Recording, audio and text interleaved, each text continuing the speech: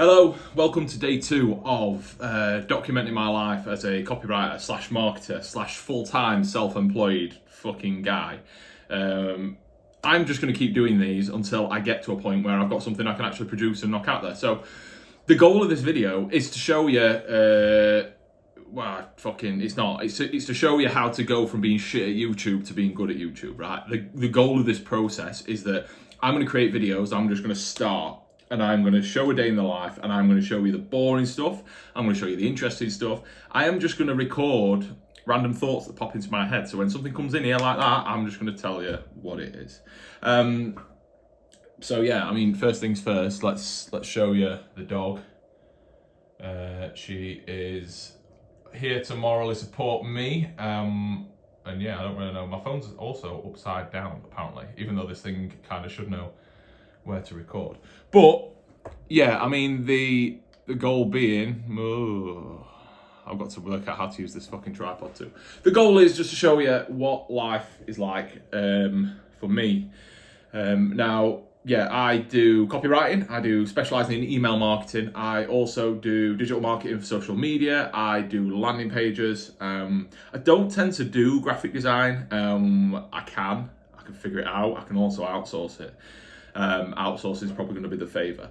I want to get good at it, I want to learn it, but at the end of the day, like, my goal at the minute is like I take the work that's available, right? So I am into marketing, I'm into sales, I'm into getting online coaches more call bookings. That's the general route in, right? But the goal is to get away from social media and to get more into advertising, into email marketing, into funnel building, and all that kind of techie stuff that coaches can't be asked to do. Because social media, a lot of people fuck it up and do it wrong, but the goal of social media is like personality. It's to drive personality. It's to get you, it's to get your audience to a position where they know, like, and trust you, right? And that is at the point where they will take the step into the next world.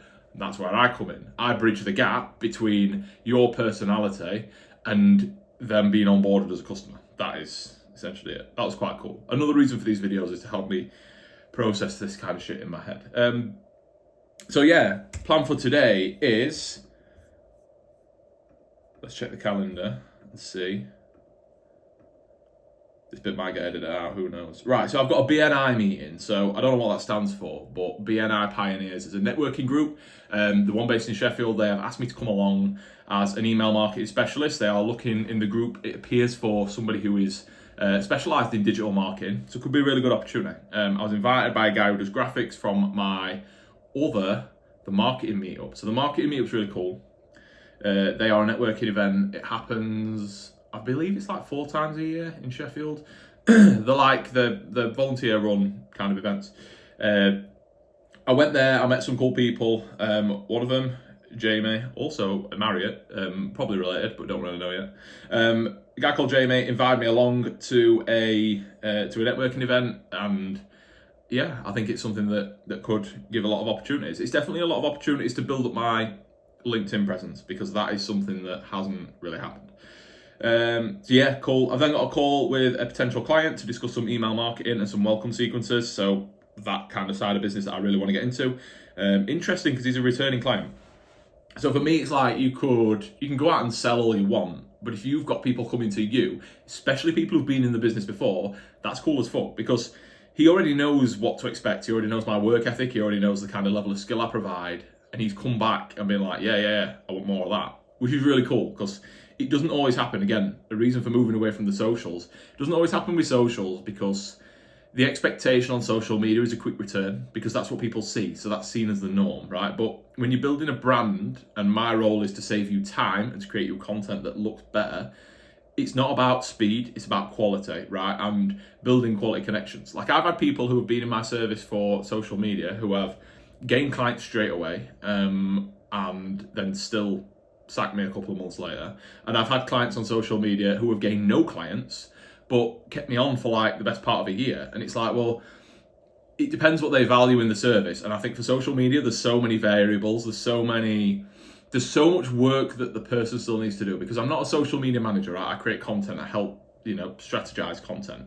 But the messaging, like the DMing, the follow-up, the sales process, all that kind of stuff, all the stuff I really want to get into, I don't have that control if I'm in for social media. And to be quite honest, a lot of the social media clients I take aren't in a position to invest in something heavier, which essentially means I either overwork and overdeliver, which is cool. I like to do that, but to get them to a point where they would be seeing the results that they want, I would have to over-deliver to the point where I'm providing a hands-on service that they don't pay for. And that's not all right for anyone. Do you know what I mean? Like, we're running a business here. I haven't got time to do this if I'm doing somebody else's job for free. Simple as. Which is why I should raise your prices, by the way. Okay, and then I've got some admin work to do. I have got long-form content to record, which is quite interesting because this might work. Who knows? I have a funnel build for Chester. I'm just finishing off the automations. Hopefully. I think there's 2 more emails to write. I've given myself an hour today. Hopefully I'll be able to get those finished. Job signed off. That's a 4-week project completed. Deadline is Friday, so it'd be nice because my calendar's pretty fucking stacked. Bit more admin later on. I then have some actual content work to do from a couple of longer term clients who I review their content every week.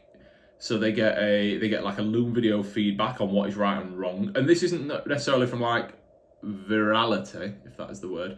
This is more from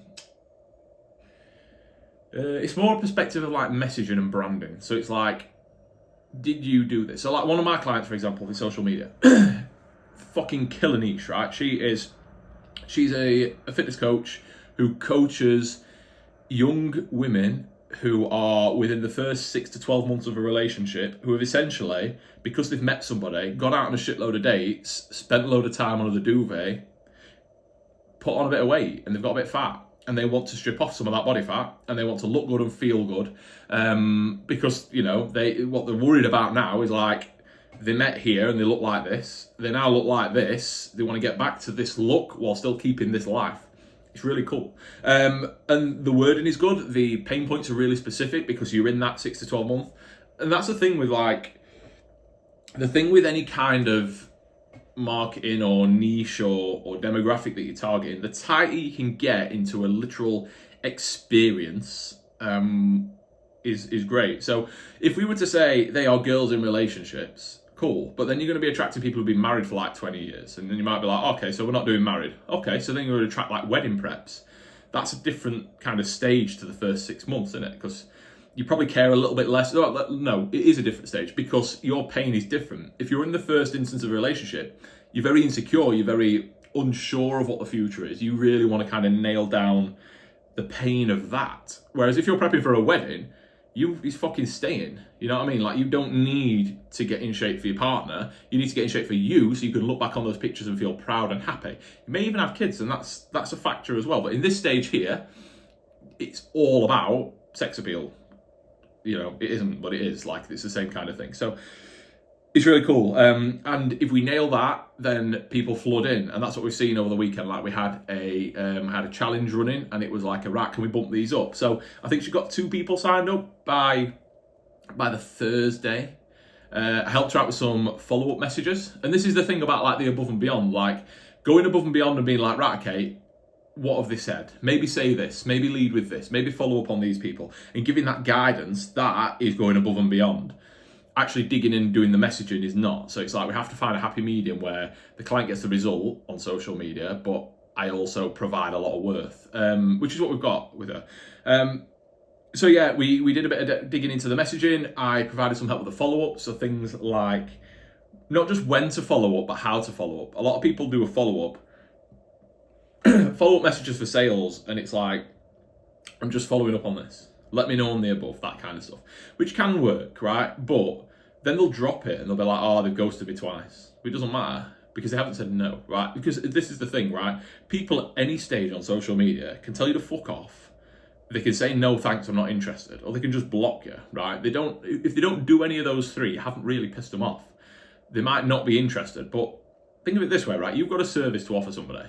Like me, right? I've got a service to offer people. I help people out. I do things for people that they, A, wouldn't be able to do on themselves, B, wouldn't be able to do themselves to the same quality, and they don't have time to do it, and they don't want to do it. Like I'm providing that kind of service. If I was to just go, if I message them and basically say, hi, I can sell you this, they might not be asked. But a couple of weeks later, they might have seen a bit more of my content, they might have had a bit more of a thing, they might have tried it themselves. You message them again, and they're like, oh, yeah, fair enough. This guy might be interested. You message him again, it prompts him to look at your content, and all that kind of shit. Anyway, that's really cool. And then I've got another call with a guy later on too, just to catch up on some client work. So cool. It's going to be an exciting day.